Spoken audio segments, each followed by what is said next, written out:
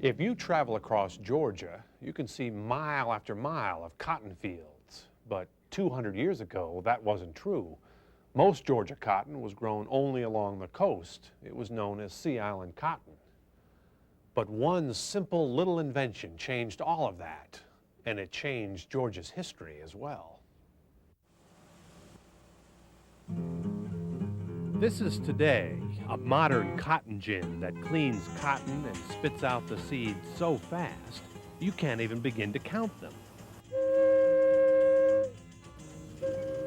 And this is a cotton gin 100 years ago. It was powered by steam, and the cotton seeds still seem to fly by. But go back more than 200 years to the 1790s, and this is what it took to clean cotton. You won't have any trouble counting the seeds. They come out one at a time. The cotton is called upland cotton. It can grow all over Georgia, but it's very difficult to clean by hand. Oh, it's just really tough and it's hard to pull out. Hurts your fingers. Sure is slow, isn't it? Here, and this is what you're after to make clothes out of, is this lint cotton here, okay? John Johnson is the Director of Interpretation and Education at Agrirama in Tifton.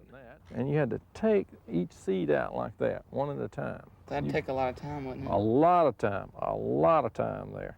Fact is, if you seeded cotton all day, a good worker would take about 8 hours to get 1 pound of this lint cotton. Cotton's real light, as we know, you see. So it takes about 8 hours to get that 1 pound. But then, in 1793, Eli Whitney invented this, a cotton gin. This patent model is smaller than the original, but it works the same way.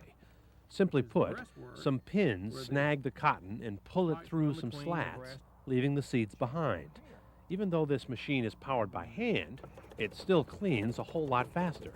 Now, an operating hand-powered model like this. Now, of course, the real model would be somewhat like this, actual size-wise, okay? This being a patent model is smaller, but an actual hand-cranked operating model generated 50 pounds of lint cotton in one day. That's a 50-fold increase, isn't it? Yes, sir. Well, that's quite significant, isn't it?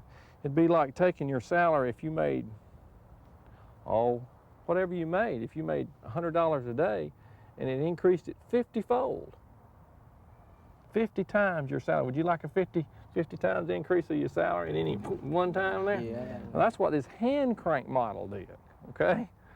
You can see the economic impact that this one little hand crank gin had on the economy, particularly the economy of the South.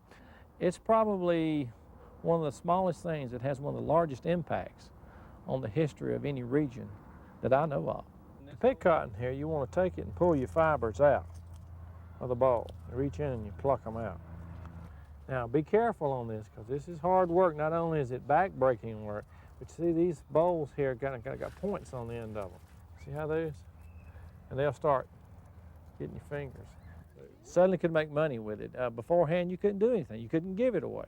And now you planted every acre available in cotton. And more land and more cotton meant more work, more planting and weeding and picking, and someone had to do all that back-breaking labor. The cheapest labor was the labor you didn't have to pay. Now, where did the labor come from? Helpers, Slaves. Slavery. The number of slaves in the South were decreasing around this time period. Again, we're looking at 1793, right around the turn of the century, okay? But then you had to have more help to do this, so they turned to the use of slaves again. You will reap what you sow. In 1790, before the cotton gin, there were less than 30,000 slaves in Georgia.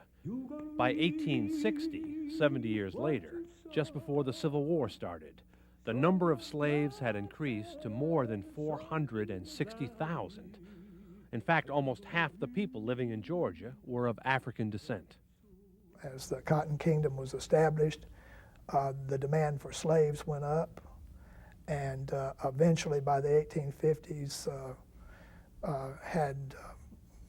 slaves and land had become the two greatest forms of wealth in the South. In fact, there was more invested in slaves than in land. So it perpetuated, as they say, slavery. Cotton was king. We all heard that thing. Cotton was king, but it was built on the labor of many, many people. In the valley